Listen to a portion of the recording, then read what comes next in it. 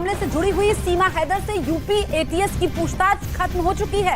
पूछताछ में किसी भी तरह जासूसी एंगल सामने अब तक नहीं आया है। यूपी एटीएस जल्द ही अब यूपी सरकार को अपनी ये पूरी रिपोर्ट सौंपेगी। यूपी पुलिस रिपोर्ट जांच एजेंसियों को भी भेजेगी। फिलहाल पाकिस्तान डिपोर्ट नहीं किया जाएगा सीमा को। ये बड़ी खबर हम आपको बता दें कि ये पूरी जांच अब की जो रिपोर्ट है वो अब सरकार को सौंपी जाएगी। जांच एजेंसियों की तरफ से जो रिपोर्ट तैयार की गई है उसे सरकार को सौंपा जाएगा। और जानकारी ये भी है कि फिलहाल सीमा को पाकिस्तान डिपोर्ट नहीं किया जाएगा। सीमा हैदर मामले से जुड़ी ये बड़ी खबर।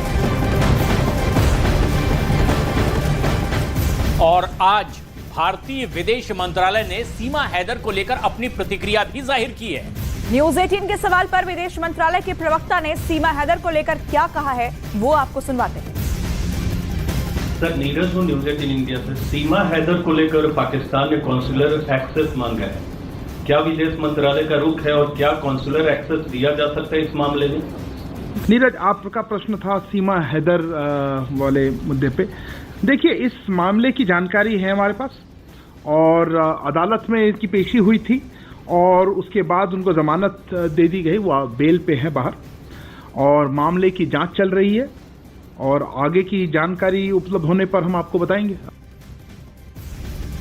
सीमा की गुत्थी को सुलझाने के लिए एटीएस की टीम लगातार उन सवालों का जवाब ढूंढ रही है जो सीमा हैदर ने पिछले कई दिनों में बार बार दोहराए हैं। पाकिस्तान से लेकर नेपाल तक के सीमा के कनेक्शन को सुलझाने की कोशिशें हो रही हैं। सीमा का नेपाल जाने का दावा जो सच साबित हुआ, लेकिन जासूसी की सुई अब भी उस पर पूरी तरह से घुसी नजर आई।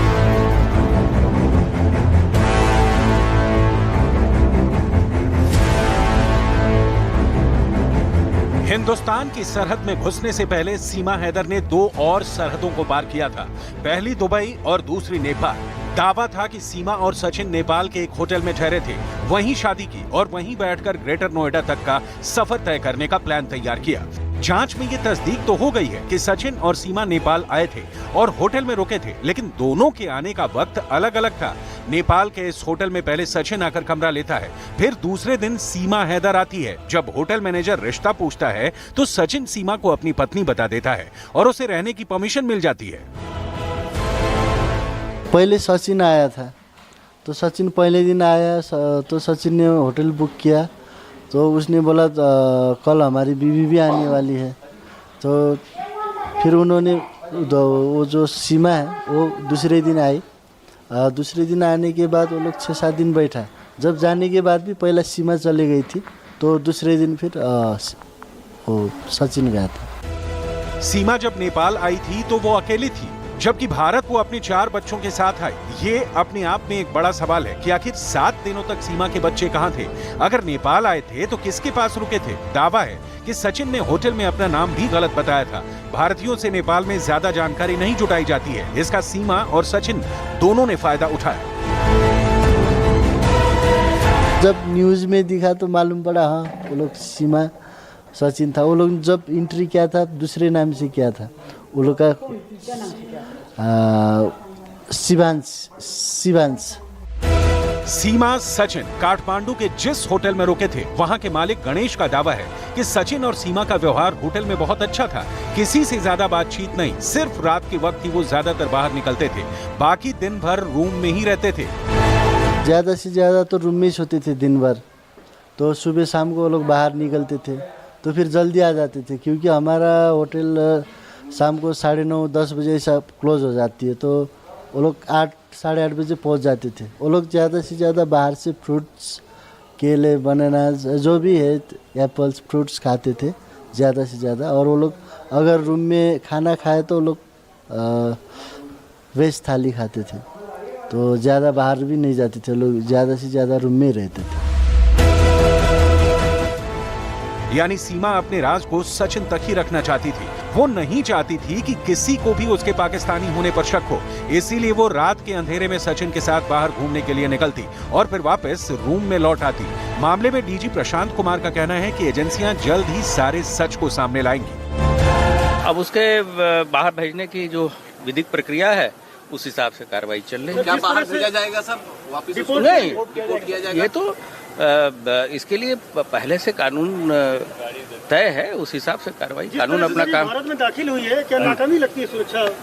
नहीं, ऐसा नहीं है। जो अगर हमारा बॉर्डर पोरस है और उसके लिए कोई पासपोर्ट की आवश्यकता नहीं है, तो इसलिए इस तरह की चीजें। लेकिन एक पाकिस्तानी नागरिक नहीं, ये तो किसी के चेहरे पे तो कुछ लिखा नहीं। सीमा और सचिन इस वक्त एटीएस के सेफ हाउस में हैं। सीमा और सचिन के अलावा सचिन के पिता नेत्रपाल और सीमा के 2 बच्चों से भी सवाल जवाब किए गए हैं। पूछताछ के दौरान सीमा ने जासूस होने की बात से साफ इनकार किया और सचिन से मोहब्बत के चलते ही भारत आने की बातें दोहराई।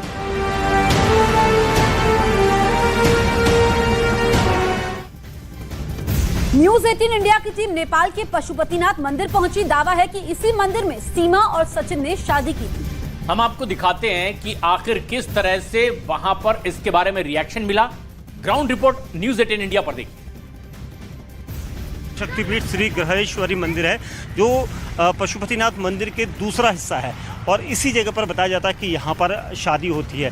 तो इस पूरे सीक्वेंस में काफ़ी कुछ है, क्योंकि नोएडा पुलिस जब जांच कर रही थी तो ये बताया जा रहा था कि नेपाल के पशुपतिनाथ मंदिर में भी वो जाएंगे, क्योंकि एटीएस की टीम यहाँ पर रवाना होगी, ये कहा गया है। लेकिन अभी तक हमें जानकारी मिली है कि एटीएस की टीम यहाँ पर नहीं पहुँची है और वो यहाँ पर उस जानकारी को लेना चाहती है जिसका दावा इन दोनों ने किया था। दोनों ने कहा था कि प्यार की खातिर ये वो यहाँ पर क्या वाकई में इन दोनों की शादी हुई थी या नहीं, ये देखना होगा, क्योंकि हम इसको दिखाने के लिए आपको अंदर की तस्वीरें भी लेकर जाएंगे, क्योंकि ये ऐसा मंदिर है जहाँ पर सिर्फ हिंदू धर्म के लोगों को ही परमिशन होती है, उन लोगों के ही विवाह होते हैं। अगर यहाँ पर सीमा हैदर आई थी और सचिन के साथ शादी करने आई थी तो ये देखना होगा कि क्या उन्होंने अपना नाम बदला था, क्योंकि सीमा हैदर मुस्लिम समुदाय से है और यहाँ पर मुस्लिम समुदाय की एंट्री नहीं होती और ये कहा जाता है कि ये हिंदू देवताओं का मंदिर है और यहाँ पर जो शादी होगी वो उसी रीति रिवाज से होगी जो यहाँ पर हिंदू धर्म में। और यहाँ पर ख़ास तौर से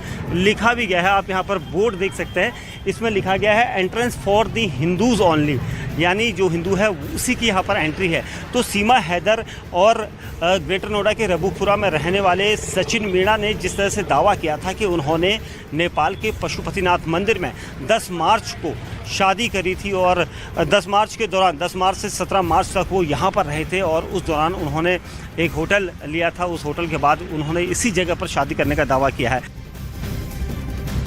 और सीमा हैदर कई तरह से शक के दायरे में आई और इसके बाद यूपी एटीएस ने एक लंबी पूछताछ की है और उन्होंने 4 बच्चों समेत सेफ हाउस में अब उन्हें रखा गया है। इस पूछताछ के दौरान उनके खिलाफ भारत में अवैध तरीके से घुसने के लिए कानूनी कार्रवाई भी की जा रही है। और इस बीच यूपी एटीएस ने एक प्रेस नोट जारी किया जिसमें सीमा हैदर से पूछताछ के बाद उनके बारे में पूरी जानकारी साझा की गई है। सीमा हैदर से पूछताछ में क्या नया पर्दाफाश हुआ है और यूपी एटीएस की प्रेस नोट से सीमा के मीडिया वाले बयानों के बीच कितना अंतर है, ये आप इस रिपोर्ट में देखिए।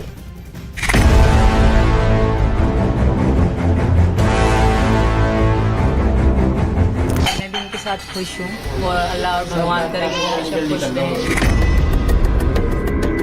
मोदी जी से मेरी रिक्वेस्ट है कि मैं हिंदू धर्म में तो आ गई हूँ।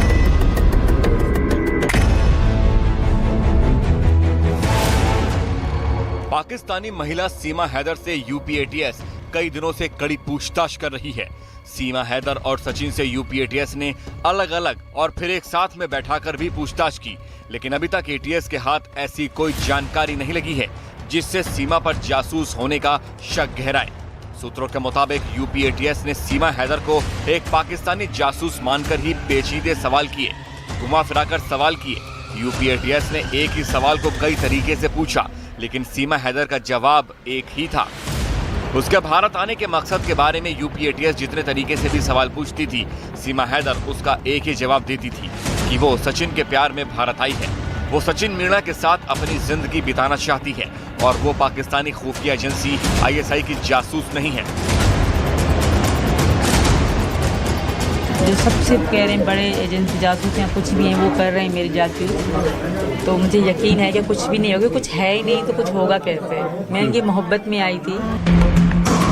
सीमा हैदर ने जो जवाब यूपी एटीएस को दिया है वही जवाब नोएडा पुलिस को भी दिया था और वही जवाब सीमा हैदर ने तमाम न्यूज चैनलों पर इंटरव्यू के दौरान दिया। यानी कि सीमा हैदर के बयान में कहीं भी कोई भी तब्दीली नहीं है।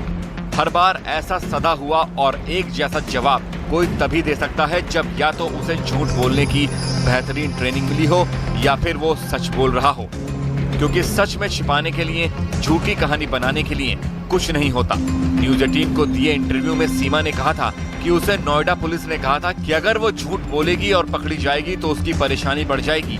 इसीलिए सीमा ने पुलिस को सब कुछ सच सच बताने का दावा किया।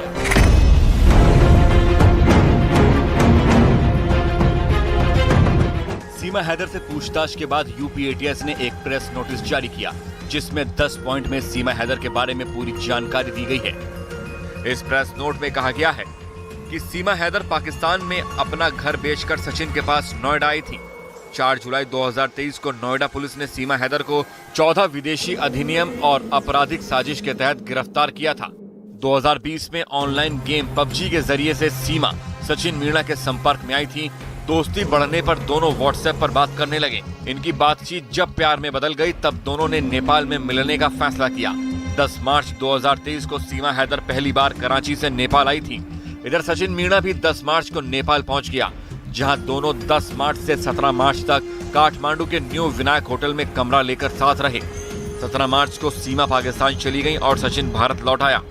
इसके बाद सीमा ने हमेशा के लिए भारत आने का फैसला लिया और अपने 4 बच्चों के साथ 11 मई को पाकिस्तान के कराची से दुबई होते हुए 15 दिन के टूरिस्ट वीजा पर नेपाल पहुंची, जहां से वो बस के जरिए 13 मई को भारत आ गईं।